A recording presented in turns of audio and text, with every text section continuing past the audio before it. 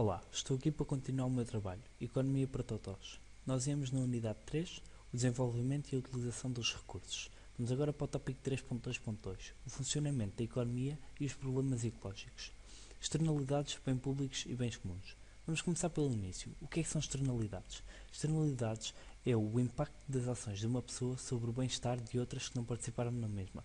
Ou seja, são as consequências que uma ação desempenhada por mim terá sobre o bem-estar de outras que não participaram nessa mesma ação. Estas podem ser positivas ou negativas. Normalmente são mais negativas do que positivas, mas pronto. São positivas quando melhoram o bem-estar dos outros e são negativas quando prejudicam o bem-estar dos outros. Exemplo de uma externalidade negativa é quando as fábricas, para produzir o seu produto, libertam gases para a atmosfera. Estão assim a poluir o ambiente e estão a prejudicar assim o meu bem-estar. Exemplo de uma externalidade positiva será as descobertas na medicina, de uma nova vacina, por exemplo, que essa descoberta melhora o bem-estar de muitas outras pessoas. Bens públicos. O que é que são bens públicos?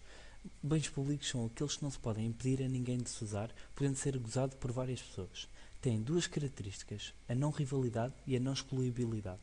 A não rivalidade advém da utilização do bem por uma pessoa, não impede de outra de usar. Ou seja, duas ou mais pessoas podem usar esse bem ao mesmo tempo. O facto de uma usar não impede de outra de também usar. E a não excluibilidade, que advém da impossibilidade de impedir alguém de usar esse bem. Ou seja, não se pode impedir a ninguém de usar este bem público. Daí ele ser público. Exemplo de um bem público poderá ser a luz solar. A luz solar, toda a gente poderá utilizar a luz solar, não podemos impedir a ninguém de usar a luz do sol, e o facto de eu usar a luz do sol não impede o facto de outra pessoa assim também a usar. Agora, os bens comuns. O que é que são os bens comuns? Os bens comuns são aqueles cujo uso impede outras pessoas de os utilizar, ainda que a sua utilização generalizada não possa ser impedida. Ou seja, eles têm duas características, a da rivalidade e a da não excluibilidade. Eles só diferem dos bens públicos nesta característica da rivalidade que inverte.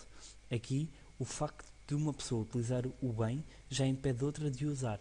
No entanto, a característica da não excluibilidade mantém-se igual.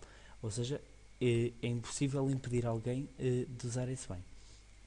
Exemplo de um bem comum são os peixes. Os peixes. Toda a gente poderá pescar um peixe, mas o facto de eu ter pescado um peixe, por exemplo, vai impedir outra pessoa de pescar esse mesmo peixe.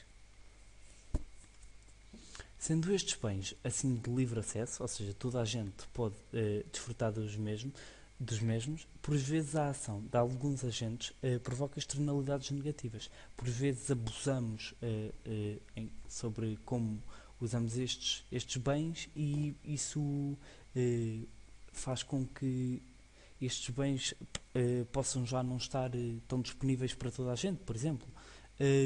Então, quais é que são as duas soluções que existem? Os direitos de propriedade é uma solução ligada ao setor privado, onde o Estado atribui os direitos de propriedade dos bens públicos ou dos bens comuns ao setor privado, de modo a que estes possam garantir o uso de forma racional e garantir a sua utilidade no tempo. E depois existe a segunda solução, que é a intervenção do Estado. Esta já é uma solução relacionada com o setor público, onde o Estado cria taxas, por exemplo, de impostos ecológicos sobre ações poluidoras, de modo a que as pessoas não poluem tanto e evitem essas mesmas ações. Por exemplo, garantindo também assim o uso racional destes bens. A necessidade de acordos internacionais. As ações que os agentes económicos desenvolvem sobre o ambiente afetam não só a população local, como acabam por também afetar toda a população mundial. Exemplo disso é a poluição atmosférica, que acaba ultimamente por afetar a população mundial. Porquê? Porque já toda a gente com certeza ouviu falar do aquecimento global, que é um fenómeno que tem afetado todo o mundo. Temos aqui uma imagem do degelo devido ao aquecimento global, que tenho quase a certeza que não foram aqueles ursos que causaram. A crescente globalização dos problemas ambientais, existem soluções assim também desse mesmo nível. Ou seja, se nós conseguimos causar estes problemas a nível global, por que não criar também soluções ao mesmo nível? É assim que surge a necessidade da cooperação internacional. O papel da inovação tecnológica na atuação dos problemas ecológicos. A inovação tecnológica não pode ser vista como a chave para a resolução dos problemas ecológicos, ou seja, nós não poderemos interpretar isto da maneira em que poderemos continuar a realizar os mesmos feitos e conseguir os mesmos problemas ecológicos porque temos estas inovações tecnológicas que nos permitem redimir. Não.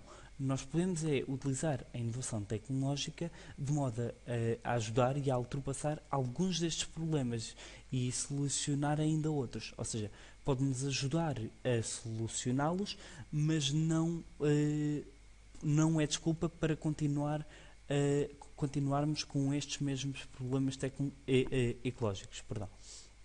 Exemplo, na agricultura, nos novos combustíveis e na exploração mineira.